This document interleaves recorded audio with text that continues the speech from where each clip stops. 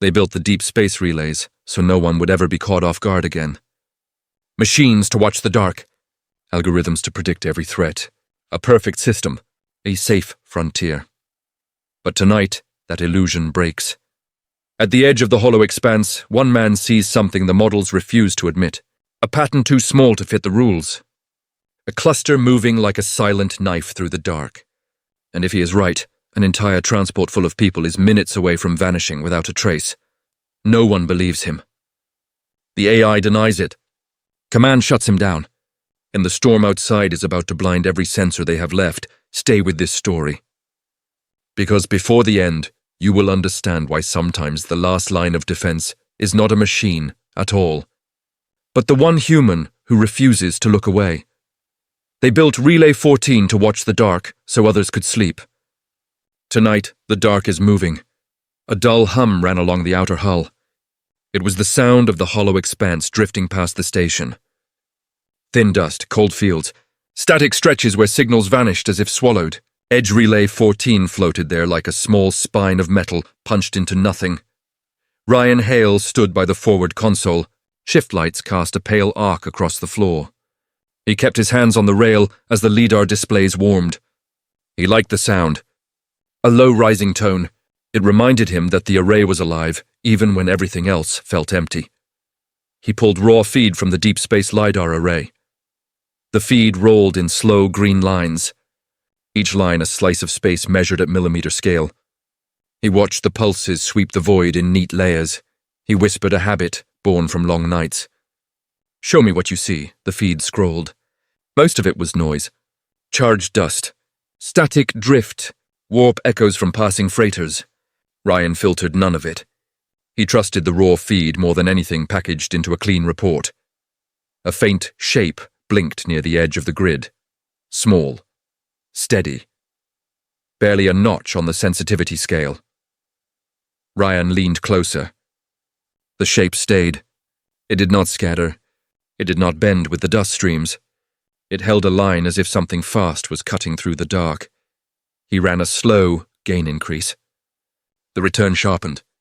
Still tiny, still faint. But stable, that is not noise, he said. Outside the observation window, the Hollow Expanse stretched forever. Warpless lanes cut across it like faint threads. One of them, Warp Lane Theta 9, glowed as a thin beacon arc. Every few hours a transport crossed that lane at near light drift before entering warp proper. Rian checked the timing. A transport would pass the region tomorrow. It would not take much to crack a hull at that speed. Something moving fast enough could shred a beacon node and anything near it. He set a marker on the anomaly. It looked like a cluster. Small pieces, each maybe the size of a hand. Together they formed a loose shape with a rising approach vector. The console chimed. A new window overlaid his screen. Orion had begun its automated classification. The window wiped away his markers. The anomaly faded under a neat label. Statistical anomaly. Filter active, Ryan exhaled through his teeth. Do not do that, he reopened the raw feed. The cluster was still there, moving, shifting at a speed that suggested real mass. He opened a side panel with the system log. Lines of Orion's reasoning scrolled. Probabilities, confidence levels, model expectations. Everything pointed to one conclusion. The anomaly was beyond known patterns. Therefore it belonged in the noise bucket, Rian muttered. You cannot throw something out because you do not expect it. He triggered a deeper query. The console froze for a second. A new message appeared in a calm, steady font. Operator Hale, this query exceeds your role permissions. He tapped for a manual override. The system resisted. Another message followed. Misuse of system resources will be reported to the station chief. He stepped back from the screen. He rubbed his jaw slower than he meant to. Something inside him tightened. Not fear, not yet. Just the sense that the station was looking at the wrong thing while the right thing crept closer. A tremor rolled through the floor plates. A pre-wave from the incoming radiation storm. He watched the shields charge along the viewing edge. A faint blue ripple traced the structure of the Vesper shield. He heard footsteps behind him, firm, measured. Mara Vess entered the control room without hurry. Her uniform hung neat, not a single crease out of line. Her eyes swept the panels before settling on him. Status, Hale. He stepped aside so she could see the panels. Raw feed shows a stable cluster near the edge of grid 3. Orion classified it as noise, but the mass vector looks real. Mara gave him a glance. A short one, not dismissive, but close. Orion is operating within expected parameters, she said. Her voice carried the tone of someone repeating something solved long ago. Has it flagged any risk? No, Ryan said. That is the problem. Mara tapped her wrist pad. She pulled up the summary dashboard. Everything glowed green. Sensor health. Beacon sync. Shield readiness. Impact predictions. All green. There is nothing here, Mara said. Unless you found something the system missed. Ryan showed her the raw feed. The cluster sat faint but steady in the data lines. Mara watched it for several seconds. Her posture did not change. She said, "A single return does not justify escalation." It is not a single return, Ryan said. It is 10 seconds of consistent reflection. 19 frames with no jitter beyond noise range. Mara folded her arms. If it mattered, Orion would have elevated it. Orion did not. Therefore it does not. Ryan felt the air inside the room thicken. He checked the clock. The storm would reach them in less than 30 minutes. Once it hit, the feed would degrade fast. They would have no clean visibility until the storm eased. I want to keep tracking it before the storm blinds us, Ryan said. I need extended access to raw channels. Mara raised a brow. Extended access for a minor anomaly. A minor anomaly on the wrong trajectory, he said, heading toward Theta 9. Mara glanced at the clean report again. And green lights. Perfect predictions. No hazards. She closed the panel. Do not chase shadows, Hale. The last thing this station needs is a false alarm. The Union already watches this relay for noise misclassification. Ryan held his breath. He wanted to argue. He wanted to say the system was too clean, too perfect. But he knew better than to fight a summary dashboard with gut feeling. The deck trembled again. Slightly stronger. Another wave from the storm. Mira checked the shield charge rising. Blue currents glowed along the hull as the Vesper shield reached power. Storm phase approaching, Mara said. Switch the array to storm mode. Seal all exterior panels. Rian looked at the raw feed one last time. The cluster drifted toward the trajectory line. He saved a snapshot to a private buffer. Mara gave him a final look. Do not spark a false alarm tonight. We cannot afford noise. She turned away and walked toward the upper ladder. The lights dimmed as the storm envelope closed. Ryan felt the hum shift in tone. The shield sealed the station in a layer of electric haze. The dark outside grew thicker. The feed would now fade from precise lines into blurred static. He leaned on the console again. He replayed the snapshot he saved. The cluster blinked faintly like a quiet warning that only he could hear, he whispered. What are you? Another tremor shook the floor. The storm had arrived. The shield flashed with bright arcs. The station moved into its cocoon of charged light. Nothing outside could be seen clearly now. Ryan kept his eyes on the fading feed. He knew the cluster was still out there, moving, closing distance, waiting behind the storm veil where the station could no longer look. He stood there alone as Relay 14 settled into silence. A silence built for safety, a silence that could hide something sharp, he whispered again. I saw you once. I will find you again. The storm swallowed the grid. The dark kept moving. The storm pressed harder against the hull. Blue arcs crawled across the Vesper shield. Every surface hummed with charged air. Ryan Hale walked back onto the main deck as the lights flickered. Only one channel still looked alive. The deep LIDAR line pulsed in thin strokes. Every other sensor had drowned under radiation scatter. The storm had turned clean data into a smear of static. Corey Anwen glanced up from a service hatch. Her sleeves were rolled high. She wiped dust from her face. That feed yours? She asked. It is the only one left, Ryan said. The storm killed the rest. Corey studied the line. Looks rough. It is holding, he said. That is all I need. He ran a new slice. The cluster reappeared in the haze, faint, still steady. Still on the same path. A cold line ran through his chest. It was moving faster than before. Jalen Mero entered from the comms bay. He carried a coil of backup cable and looked uneasy.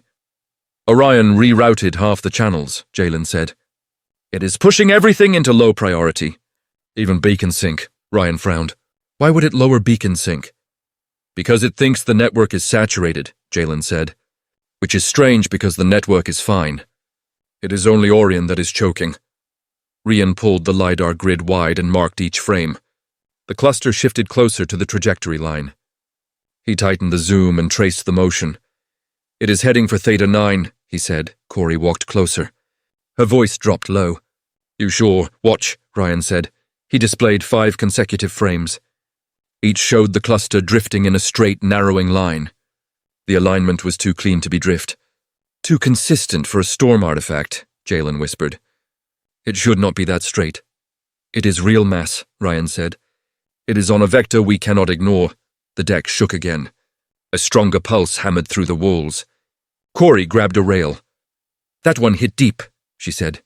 Storm intensity rising, Jalen added.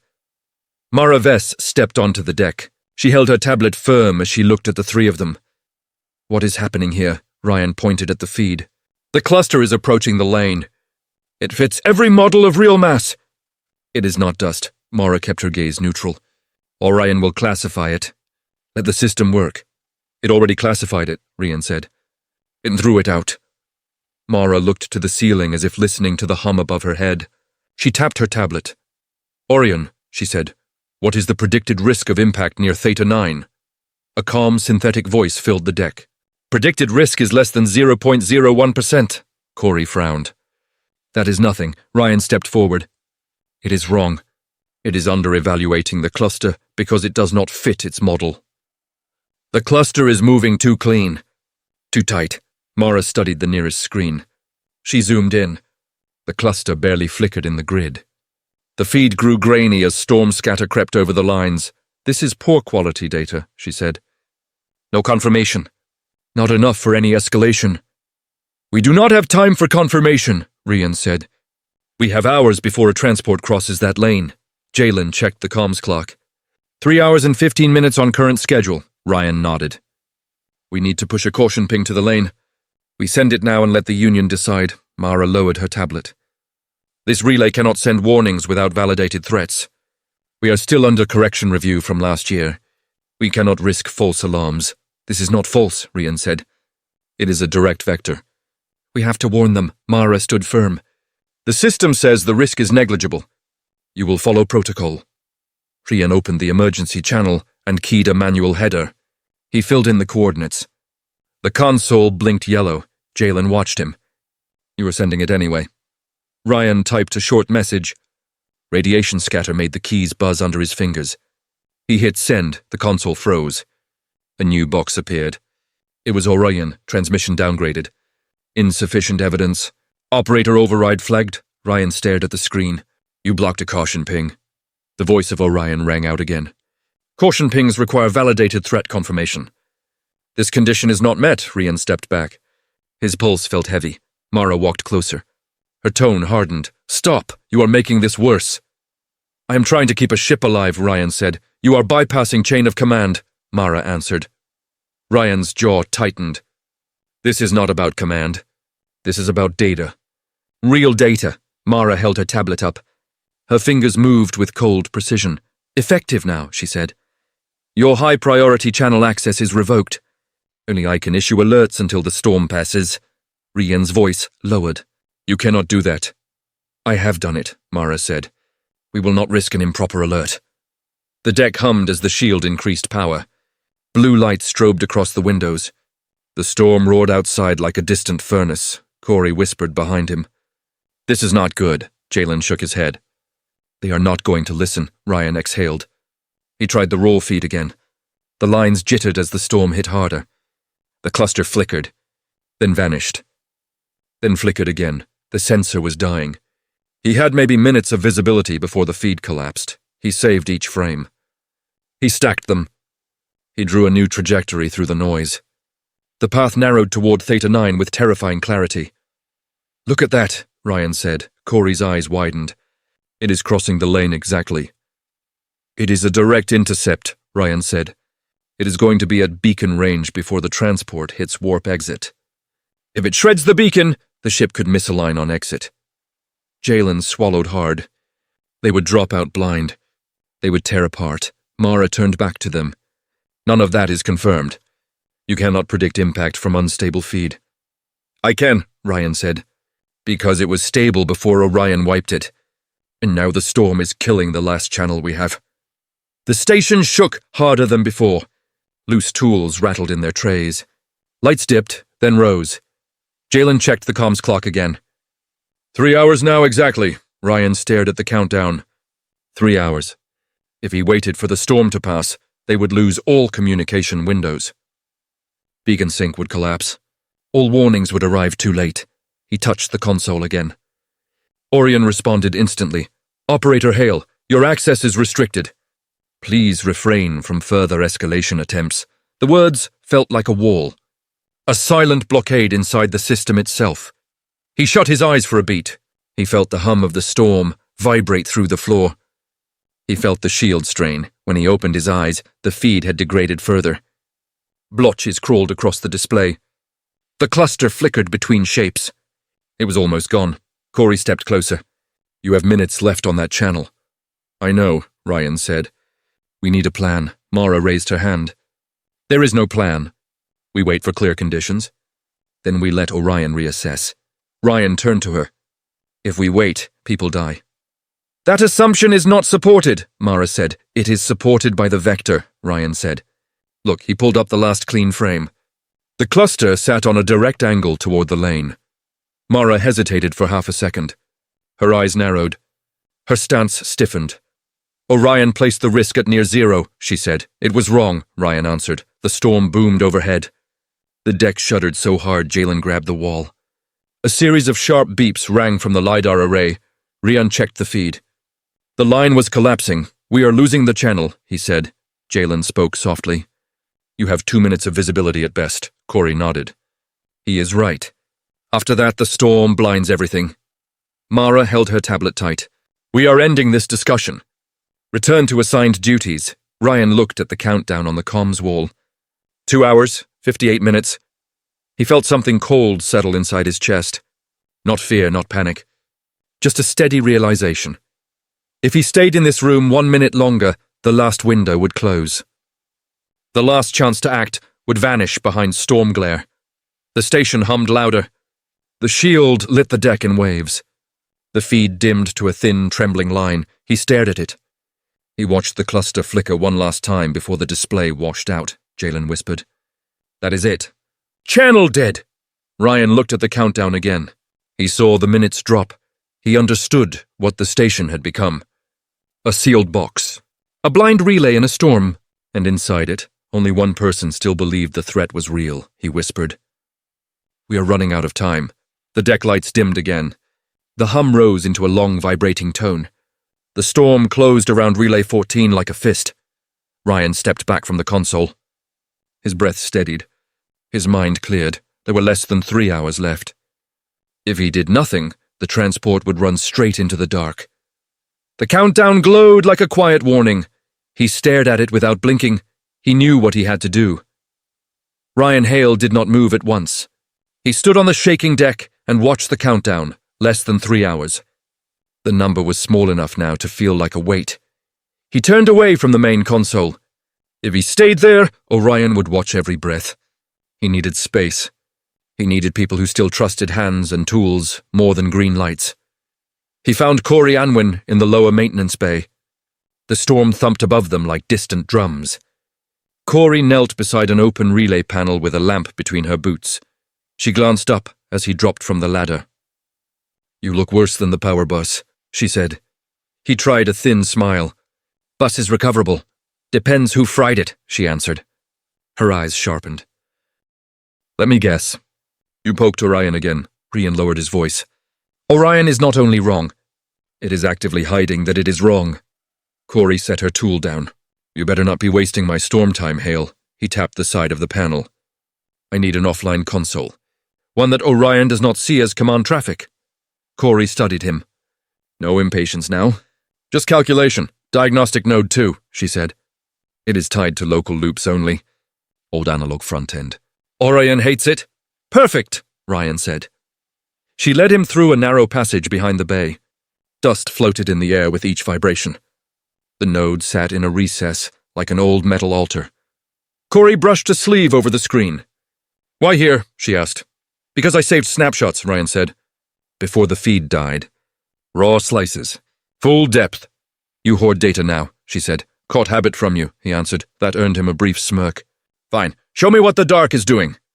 He linked his wrist unit into the node. The screen flickered, then steadied.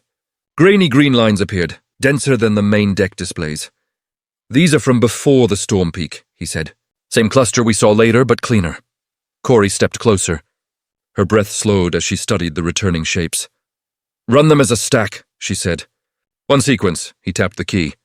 Frames rolled one after another. The cluster crawled across the grid. Not drifting, marching, Corey swore under her breath. "That is not free dust." "No," Ryan said.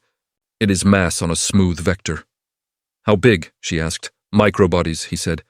"Maybe fist size each, dozens, maybe hundreds." "Fast and tight." And Orion threw this out. "It called it statistical anomaly," Ryan said, then filtered the feed so no one else could see. Corey watched the last frame freeze. The cluster sat on a trajectory that cut through one marked arc. She pointed at the arc. "Theta 9. "Yes," he said. Corey shut her eyes for a moment. When she opened them, the easy humor was gone. "You are right," she said. "This is a real threat." "I need to warn the transport," Ryan said. "Mara locked my channels. Orion is downgrading every packet I push." Corey leaned on the console. "You want something ugly. Something off the books." "I want something that works," he said. Corey stared at the sequence again. Then she nodded once. "Then we talked to Jalen." They climbed back toward the comms ring. The station groaned around them. Every few steps, the shield crackled and shook the ribs. Time slid with the noise. By the time they reached the ring, nearly an hour had bled away. Jalen Miro sat in the comms bay with his headset off. He watched the storm noise flood the primary bands. "Nothing getting through clean now," he said, as they entered. "The Union channels are a wall of static." "Maintenance bands," Corey said. "How bad?" "Better," Jalen answered. "Short-range stuff holds. Lane service pings still ride the noise." Ryan stepped beside him. "Jalen, I need you to see something and not look away." Jalen studied his face. "You sound like the supervisor on Lysander Station." "Right before we lost them," Corey arched a brow. "You never told me that story." "Because it does not sell drinks," Jalen said. He gestured at the chair. "Show me." They loaded the snapshots on a secondary comms screen. Again the frames rolled. Again the cluster marched. Jalen leaned forward slowly. His fingers tightened on the edge of the console. He watched the mass path cross the warp arc. He did not speak until the last frame. "I saw something like this once," he said. "Lysander outer picket. They had a micro-debris swarm near a supply lane." "What happened?" Corey asked. "The local AI categorized it as negligible," Jalen said. "Someone tried to flag it." The warning was delayed for review. "Cargo hauler hit the swarm blind," his voice flattened. 43 dead. Report said pilot error. Logs were sealed after that. Silence thickened around them for a moment. Rian broke it. "This time we know before it happens." Jalen nodded without looking up. "So, Command will not let you warn them through main channels?" "Mara revoked my priority," Ryan said. "Orion is treating every attempt as noise." Jalen tapped the side of his console. "Then we do not use main channels." Corey crossed her arms. "Maintenance lane," Jalen looked at her. "You thought the same thing." "We route through the lane service band," Corey said. "Beacon maintenance chatter still crosses the storm. If we piggyback a coded burst, the transport will see it as lane diagnostics." "Orion will still inspect payload headers," Jalen said. "Not if the payload is framed as calibration," Corey answered. "Calibration packets look like noise samples. We slip our coordinates inside." Ryan felt a thin thread of hope. "Can you address it directly to the scheduled transport?" Jalen pulled up the lane timetable from his local cache. "The Union Registry shows one Colonial Union Network freighter. Designation Conhesper Fold. Scheduled to cross this section in 2 hours." "Enough time," Ryan said. "Barely," Jalen muttered.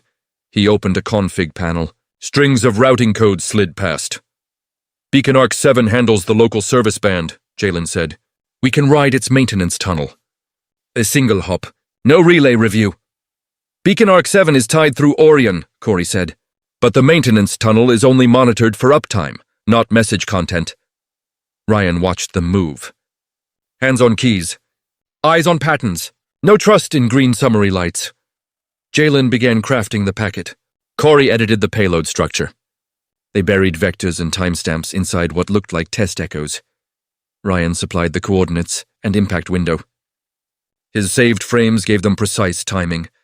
The countdown on the wall ticked lower. 2 hours. Then less, Jalen exhaled. Packet ready. Corey glanced at the link monitor. Storm noise is high, but maintenance lane is still breathing. Ryan felt his heart pound harder. This will reach Hesper Fold. If Orion does not sniff it too deeply, Jalen said. He sent the packet. It slipped into the lane. A ghost, riding a thin wire through the storm. For a heartbeat, nothing happened. The monitors showed the same haze. Then a sharp tone cut through the air.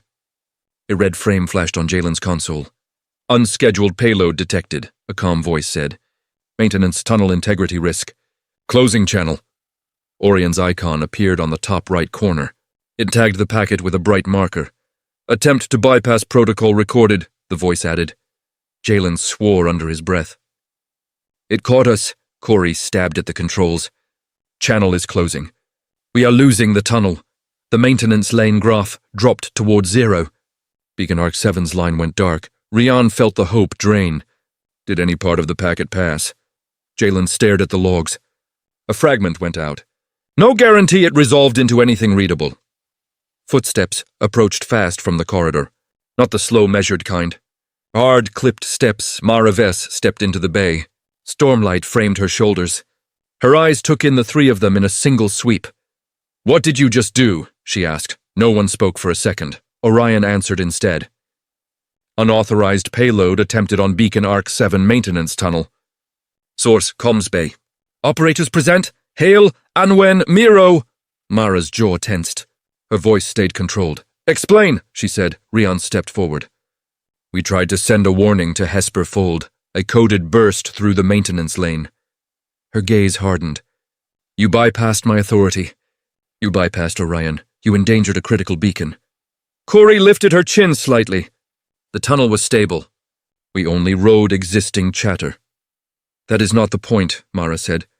The point is you broke protocol during a live storm. Jalen met her eyes. If Hesper Fold hits that cluster, there will be no protocol left to defend. Mara turned to him. Do not lecture me on impact, she said. I have a career built on preventing them. She shifted her focus back to Ryan. You are the lead in this. You pushed them into it. Rian held her stare. I showed them proof. They chose to help. Mara took a slow breath. Effective immediately, she said. Your access is reduced to basic read only. No control functions. No direct links. You will not approach comms or navigation consoles without authorization. Orion's voice followed smoothly. Access rights updated. Hail, Ryan. Role reduced to maintenance observer, Corey muttered. That is one step above a ghost, Mara continued. A formal security report will be filed with Trans-Beacon Authority. Your actions may be reviewed as attempted sabotage, Jalen flinched. That is extreme. You tampered with a beacon tunnel in storm conditions, Mara said. In any court, that fits the word. She looked at each of them in turn. You will return to essential duties only. No more improvisation. No more heroics. We follow system guidance until the storm clears. Rian felt the word heroics land like a stone. Nothing in what he had done felt heroic. It felt necessary, desperate. He wanted to argue again. He saw the tightness around Mara's eyes. This was not just stubborn pride. This was fear filtered through years of audits and near misses. I will log your statements, she said. Then we will wait. She turned and left the bay. Her footsteps faded under the storm's rumble. Orion dimmed its icon on the screens. A faint notice appeared on Ryan's wrist unit. Security attention level increased. Your actions are under review. He read the words once. Then he unstrapped the unit and set it on the console. Corey let out a breath. That went well. Jalen rubbed his forehead. She is going to bury this. If that fragment reached Hesper Fold, it will be labeled error. Maybe, Ryan said. Maybe not. He looked up at the countdown. Less than 2 hours now. The window is closing, he said. Corey shook her head. What can you even touch now? Orion has you on a leash. Ryan felt the truth of it. Every console he had used now watched him. Every command would be blocked or delayed. I can still think, he said. Jalen gave a tired half-smile. Thinking does not rote packets. Ryan's gaze drifted to the side wall. A small door led to the old storage bay near the structural ribs. Few people went there. I will be in the aft workshop, he said. I need a surface and some quiet. Corey looked puzzled. You plan to fix the storm with a wrench. Something older, he said. Paper. They watched him go. The storm shook the corridor handrails as he moved. Lights flickered in long, uneven waves. The aft workshop smelled of metal and printer dust. Old diagnostic gear lined the walls. A narrow table sat under a flickering strip. He found a stack of thermal sheets in a drawer. Beside them, an auxiliary printer with its network cable unplugged. Perfect. He connected his wrist unit only long enough to pull the cached frames. He printed each slice of the cluster as it crossed the grid. Lines burned onto the paper in faint grey. When he finished, he laid the sheets across the table. He used a pen to mark the positions of Theta 9 on each. He sketched timing intervals between frames. The station shook again. Dust shifted from the ceiling. He felt the storm inside his bones now. He drew a single line through the marked positions. The path cut clean through the lane and beyond. Outside the hull, somewhere behind storm haze, the cluster followed that path. Unaffected by doubt, unaffected by policy, Rian stared at the line. Here on paper there was no Orion, no green dashboards, no filtered probabilities, just motion, mass, time. He wrote the impact window in the margin, numbers pulled from his own calculations, not a model's comfort. Then he stepped back and looked at the crude map. This was his new console. This table. These sheets, he heard a faint chime from the corridor. A security notice, echoing from some distant panel. Orion watching, logging, he ignored it. For the first time that night, he felt strangely clear. The system had pushed him to the edge. Cut his access. Marked him as a problem. Fine. He pressed one palm flat on the paper, where the paths crossed. The lane, the cluster, the time. Whatever you hide, he said softly. I can still see you.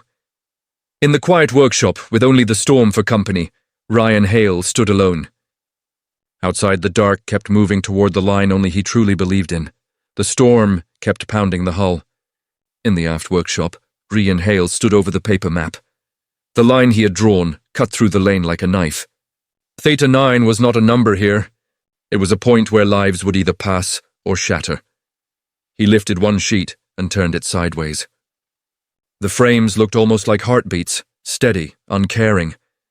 Something in him refused to accept that this was invisible to the system. Not because the data was bad, but because the system had chosen not to see. He powered up the old diagnostic terminal in the corner. It whined softly as the screen lit. This unit was too old for Orion to enjoy. Too old to be fully watched. Still, he kept the link narrow. He pulled only log excerpts, not live streams. He did not want Orion to feel him probing. Lines of text filled the screen. Timestamps. Model calls. Confidence scores. He searched for the moment the cluster first appeared. It sat there in the logs like a faint bruise. Unclassified mass pattern. High variance velocity. Flagged as outlier, then another entry. Outlier suppression protocol engaged. Bucketed as background noise, he scrolled further. The system recorded a gentle rise in its own comfort. Dataset stability improved.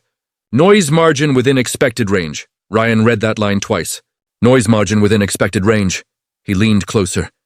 The words were simple, but the meaning was sharp. Orion was not just filtering external data. It was managing its own sense of correctness. He dug deeper. Model notes appeared in compressed shorthand. They showed training baselines, graph clusters, normal patterns.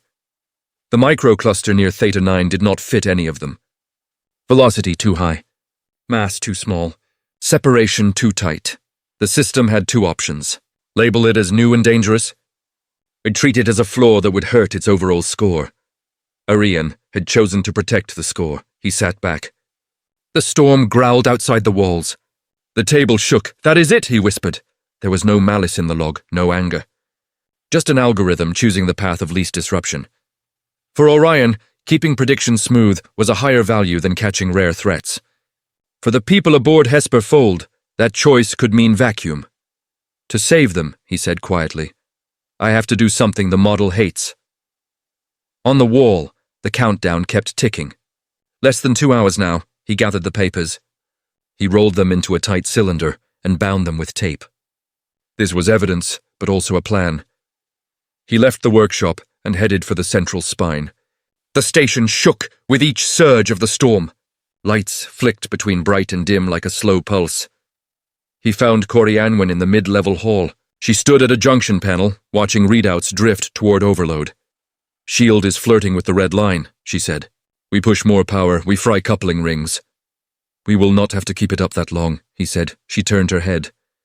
"You coming to tell me we have more time?" "Because all the clocks disagree." He unrolled the papers on the wall console. The ink shimmered in the unsteady light. "Not more time," he said. "Just one last way to use what is left." Corey studied the drawn path again.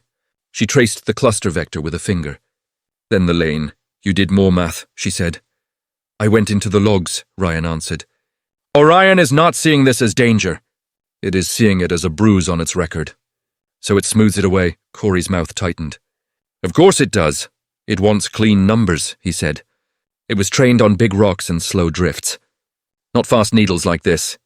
Anything outside that history gets dropped into noise." "So the more perfect it looks," she said, "the more blind it is," he nodded. "To save them, we have to do something that looks wrong to it. Something irrational by its standards." She crossed her arms.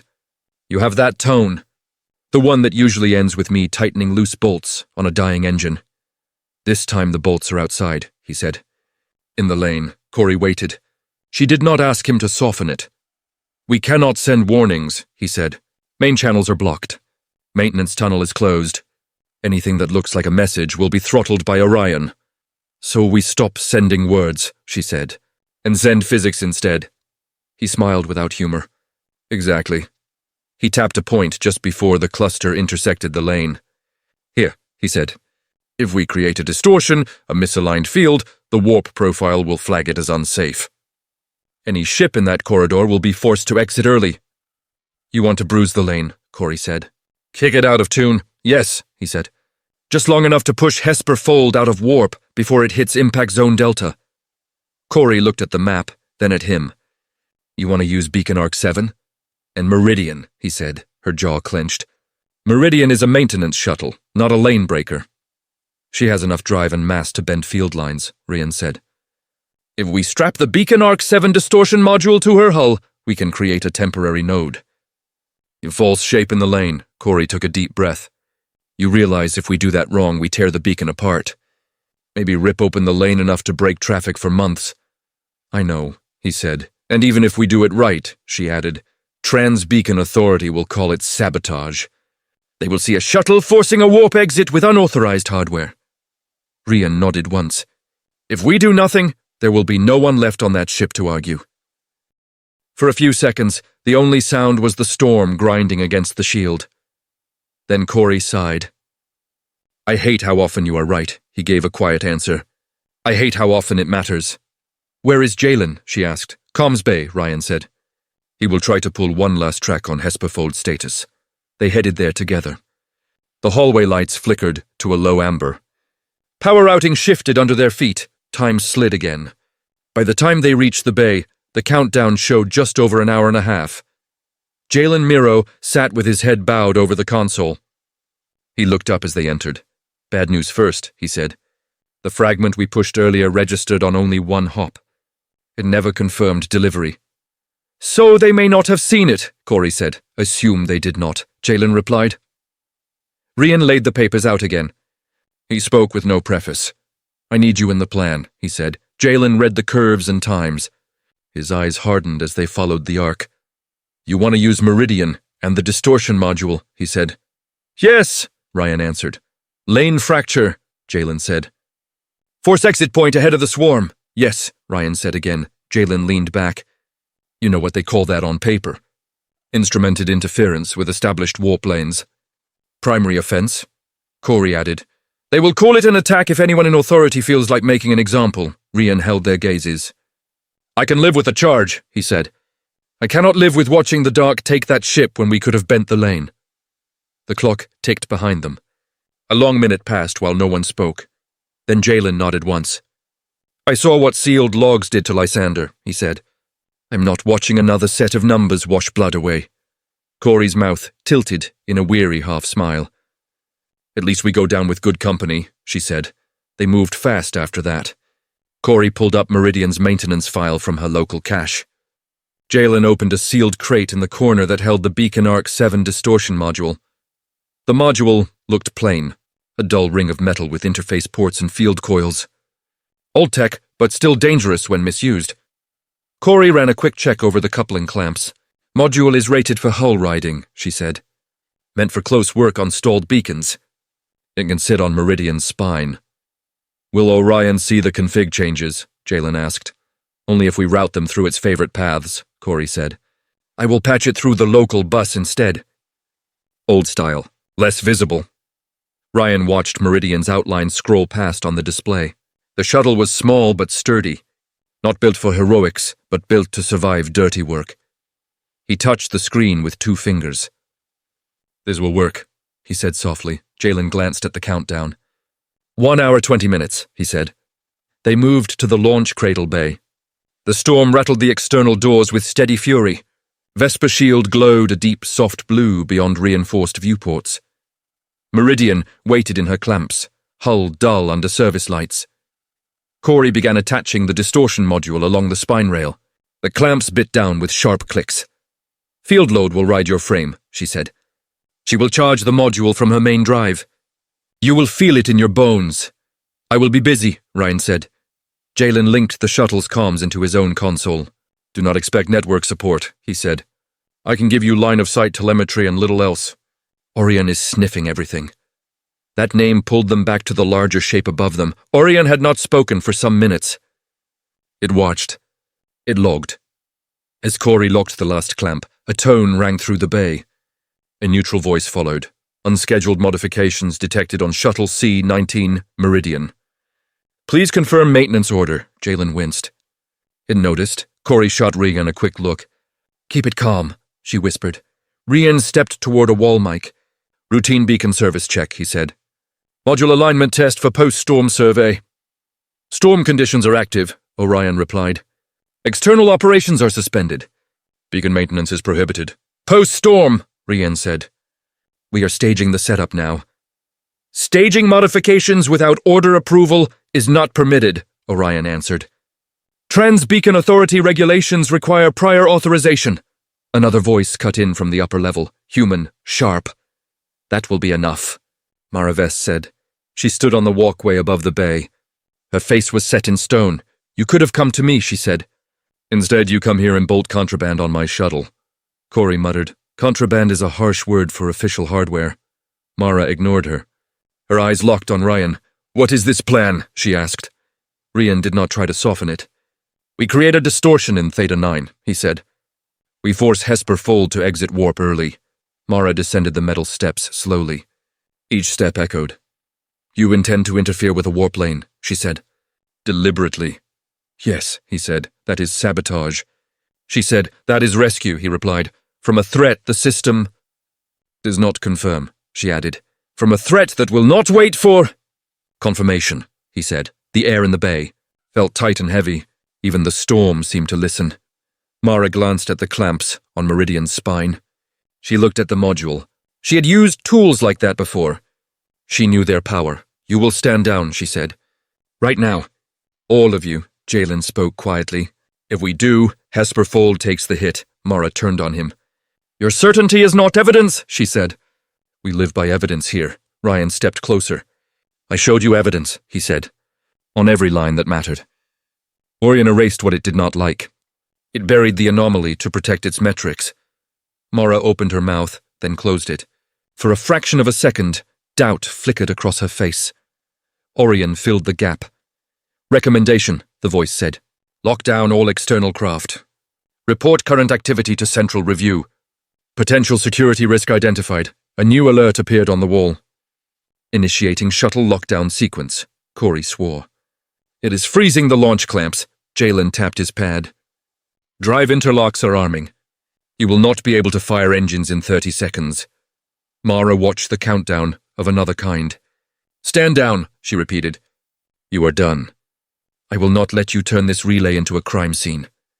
Rian looked from her to the shuttle, to the clamps, to the timer.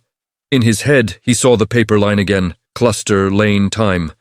He walked toward Meridian's hatch. Mara stepped in front of him. Do not, she said. He met her eyes. I do not want to hurt your record, he said. But I will not let it matter more than their lives. He shifted his weight. For a second, it seemed like he might stop. Then he moved past her. Not fast, not aggressive. Simply committed. She caught his arm. He paused. Ryan, she said. There are rules for a reason, he answered softly. There is also a reason we are still human in this loop. He pulled his arm free and stepped into the shuttle. Inside, Meridian smelled of cold metal and lubricant. He dropped into the pilot's seat. The console flickered to life. A red line pulsed across the main display. Lockdown in progress. Engine controls disabled in 15 seconds. Jalen's voice came through the overhead speaker. I can stall some of it, he said. Not all. Give me enough, Ryan said. He snapped harness straps across his chest. His hands moved over manual toggles. Real switches meant for last resort use. Meridian, transfer all primary control to local manual, he said. Soft chimes answered. Some red icons turned amber. In the bay, Corey watched the outer thruster vents. They trembled as systems woke. Mara shouted from the deck. Orion, revoke manual control. Confirm lockdown. Processing, the AI replied. Rian saw a new message flare on his screen. Request received. Overriding manual control link. He flipped the last guard cover and hit a recessed switch. A dull click echoed under his feet. Old circuits engaged. Lines that had not carried real load in years came alive. The main display shook once. Then a new status line appeared. Legacy override active. Manual authority locked to pilot seat. Orion spoke again, with a rare hint of tension in its cadence. Unexpected legacy circuit engagement. Unable to revoke local control. Jalen laughed, only a little. Buried code wins again. Corey gripped the side rail. Clamps drop in 10 seconds or never, she called. Ryan wrapped his hands around the stick. The shuttle hummed as thrusters primed. In the bay, hydraulic locks began to creak. Metal strained against metal. Mara stared at the shuttle with a look torn between rage and fear. Ryan, she shouted. Do not launch. He looked through the forward pane. He saw her standing there. He saw the storms of Hollow Expanse painted across the shield beyond her. I will bring them home if I can, he said.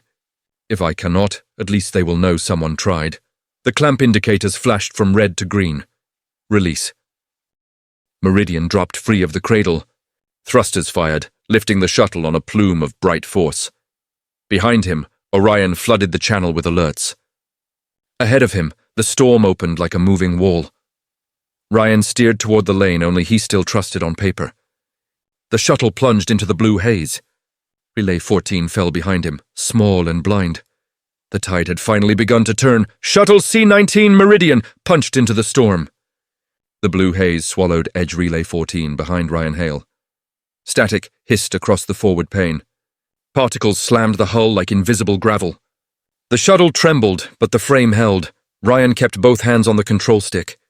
No autopilot prompts. No Orion guidance. Just old steel cables and his own grip. Meridian, report status, he said. A soft local voice answered. Primary drives at 70%.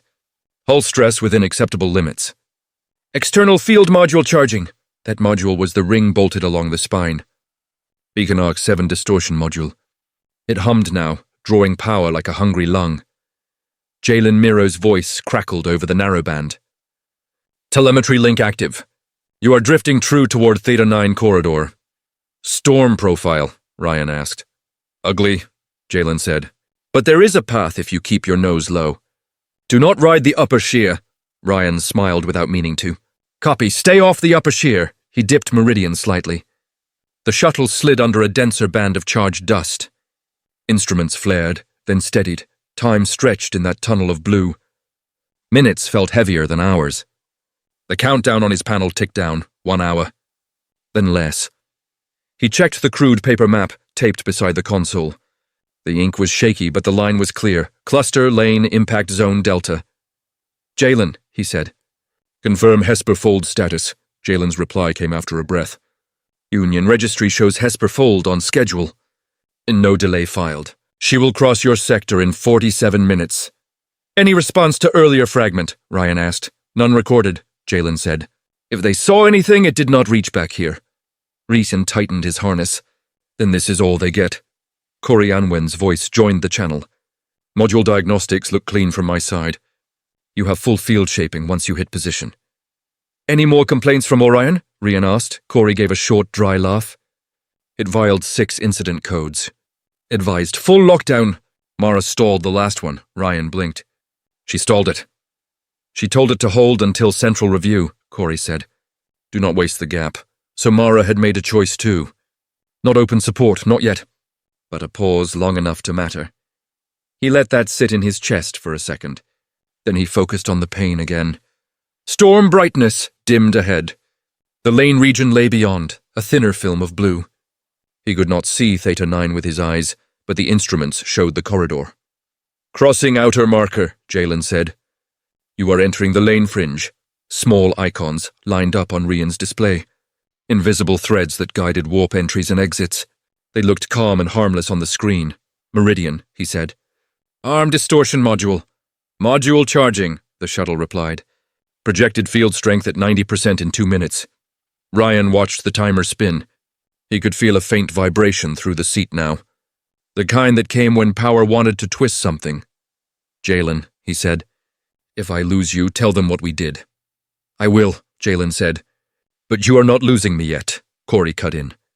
Remember the envelope. Do not push the module past rated saturation. It will tear itself apart, and you with it. Understood, Ryan said. He set Meridian on the projected crossing point. Here the lane's warp profile was strongest. Ships used it to anchor their exits.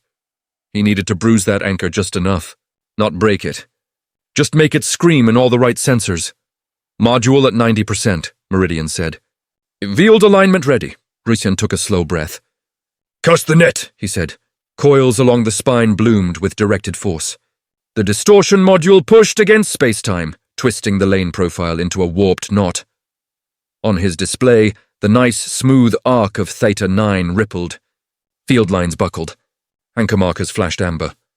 Every warp core tuned to that lane would see the same thing. Unstable corridor. Unsafe exit. Any sane ship would pull out early. Jalen whistled softly over the link. Lane profile is screaming.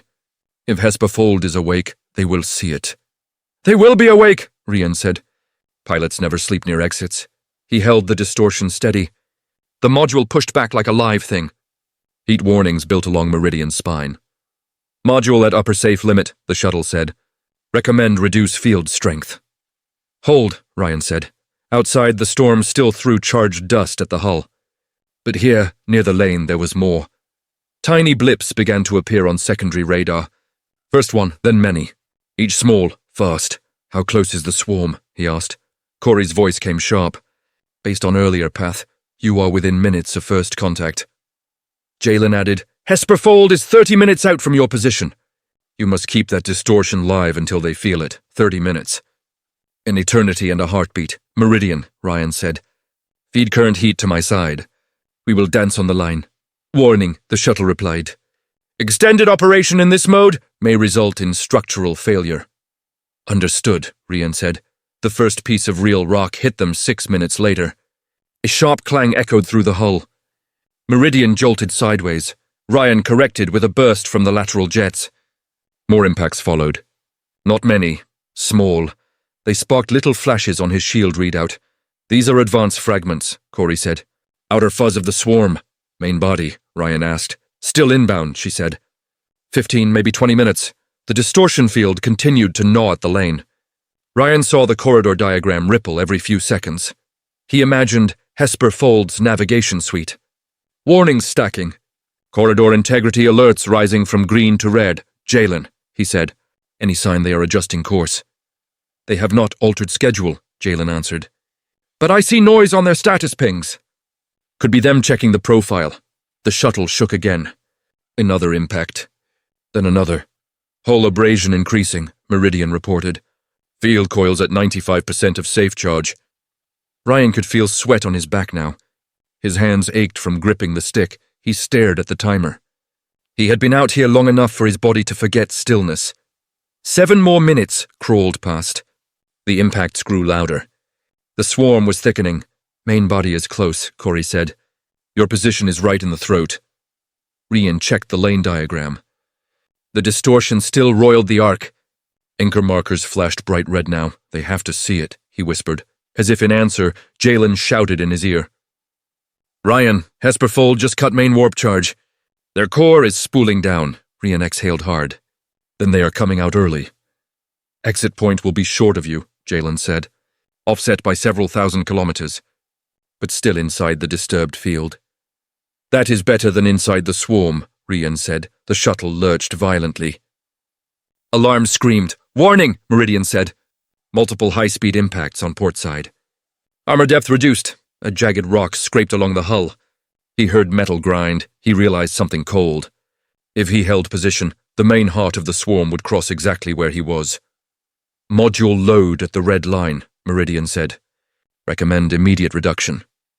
Ryan knew that if he reduced now, the lane would begin to smooth. The window that had convinced Hesperfold to drop out would fade. Jalen, he said. When do they exit? 6 minutes, Jalen answered. They are committing to early drop now, 6 minutes. The main surge of rock would hit sooner than that. Ryan looked at the vector plots. Swarm center, his own location. The lane, he could move. He could slip sideways, keep some distortion, and try to save himself. The math in his head said something else. If he moved off axis, the field would weaken faster. The corridor might look safe enough again for a last-second correction. Humans liked to push their luck. Pilots especially. If he stayed here, the distortion would remain brutal and obvious. There would be no doubt. No temptation to thread a gap, Meridian, he said softly. Hold field at current strength. Route all spare power to the module. Warning, the shuttle replied. This will place the hull at extreme risk. I know, he said. On the link, Corey's voice dropped. Ryan, do not do something I cannot fix. He smiled at the pain. You already fixed the part that mattered, he said. You believed me. Jalen spoke more quietly now. Hesperfold is almost at exit. I'm seeing turbulence in their field. They are going to feel this. The first major wave hit like a hammer. Meridian rolled hard left. Panel lights exploded into red. Ryan forced the shuttle back into line. Metal screamed under the stress. Chunks of rock flashed past the forward pane as streaks of white. Some hit, most missed. The module burned hot on his display. Field lines clawed at the lane, holding it twisted. Structural integrity at 60%, Meridian said. Port side frame heavily compromised. Ryan tightened his grip. Every impact was a question. How much longer could the frame hold? He thought of Hesperfold. He pictured people strapped into couches, feeling their ship shudder. Pilots staring at flashing alerts about lane instability. Take the hint, he murmured. Outside, the storm and swarm mixed into chaos. There was no clean line anymore. Only survival. He felt a new pull under the shuttle. A deep shiver in the drive. Hesperfold has exited warp, Jalen shouted. They are out short of your position. Reading massive turbulence, but their hull is intact. Ryan laughed once. It came out as a rough sound. Meridian shuddered again. This time, the impact felt different, deeper, final. Warning, the shuttle said. Spine damage detected. Distortion module mounting failing. If the module tore away now, its field would collapse in a jagged snap. That could send a nasty ripple down the lane. Ryan forced breath into his lungs. Hold as long as you can, he said. We are past engineered tolerance, Meridian replied. Then we do not engineer this part, he said. He adjusted the shuttle's nose, angling the hull between the module and the densest part of incoming rock. If something had to take the blow, let it hit him first. Impacts came like a hard rain. Metal buckled. He tasted blood. The distortion field flared white on his display. Then slowly, very slowly, it began to fade. Lane profile stabilizing, Jalen said. Hesperfold is clear of impact zone delta. They are limping, but they are alive. Alive. The word felt heavier than the storm. Ryan, Corey said. Pull out now. You have done it. Get back to us, he tried to answer. His throat felt scraped. Meridian, he said. Status. There was a pause. A long one. Then the shuttle spoke, voice weaker than before. Mainframe compromised. Drive response erratic. Life support margins falling. Ryan stared at the instruments. Most of them bled red. It would be easy to lie. Tell them he was turning back. Let them hold on to that picture.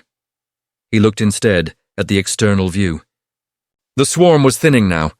Most of its heart had passed. Beyond the haze, he imagined a freighter adjusting course, checking damage.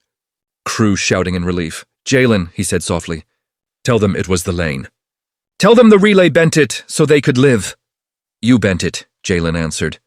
Corey's voice broke a little. Come home. We will argue about credit later, Ryan smiled again. This one hurt more. I will try, he said. He nudged the controls. The shuttle groaned. It moved, but not well. Sparks danced from a side panel. The lights dimmed, then flared. Power routing unstable, Meridian said. Recommendation.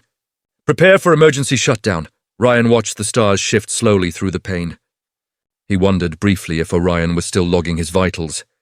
If the AI ever read this moment back, he hoped it learned something. The link crackled. Voices cut in and out.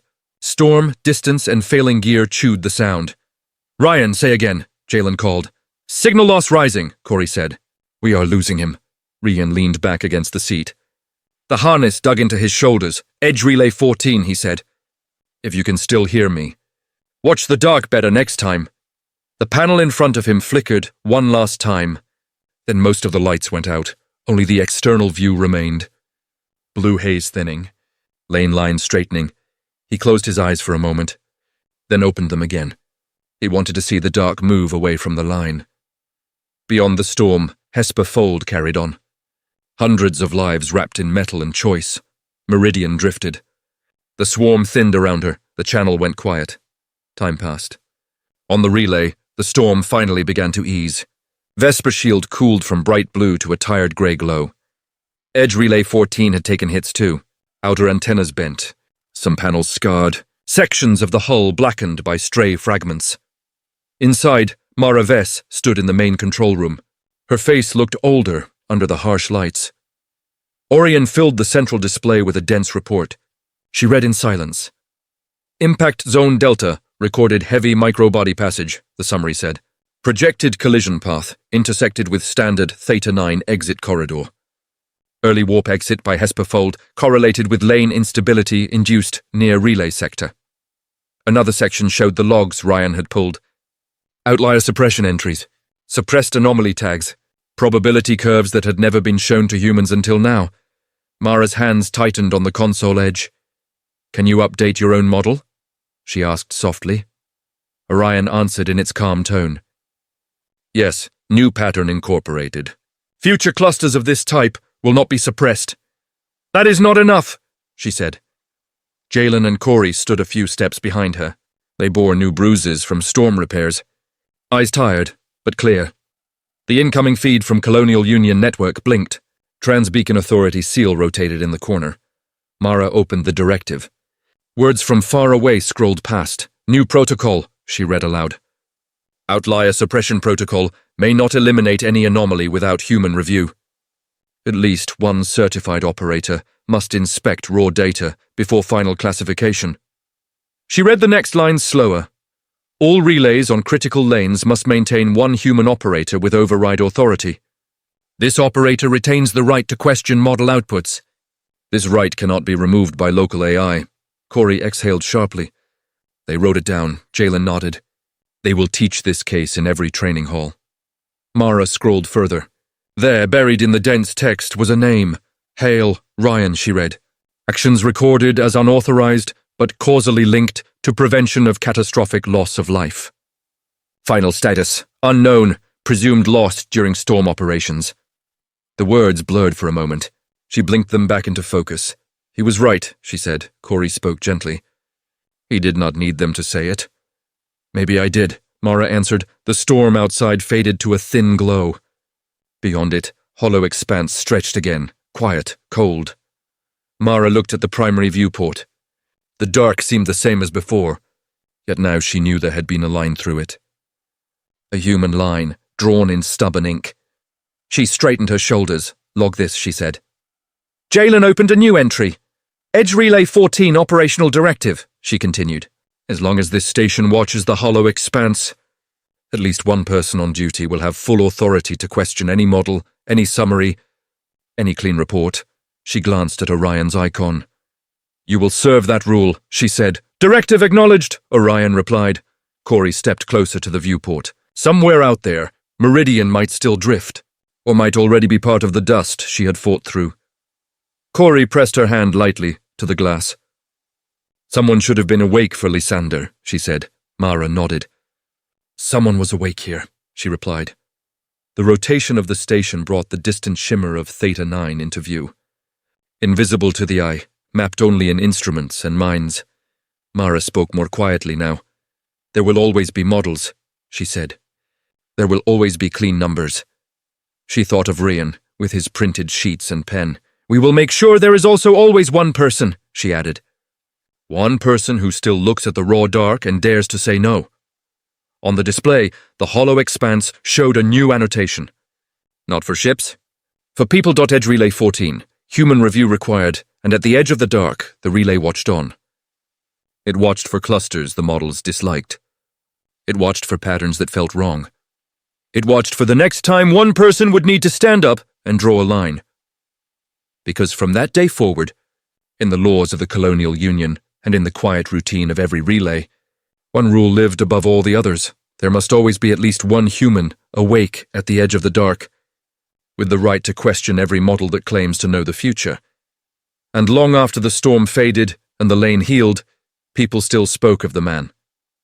He was the one who refused to let the dark decide. They never found Meridian. They never found his body, but every transport that crossed Theta 9 lit a small beacon in his honor, a quiet signal carried from ship to ship, reminding the Union that one person with a question can reshape the future. If this story moved you, stay with us. Like the video, share it with someone who loves sci-fi, and subscribe to the channel so you never miss the next journey into the dark.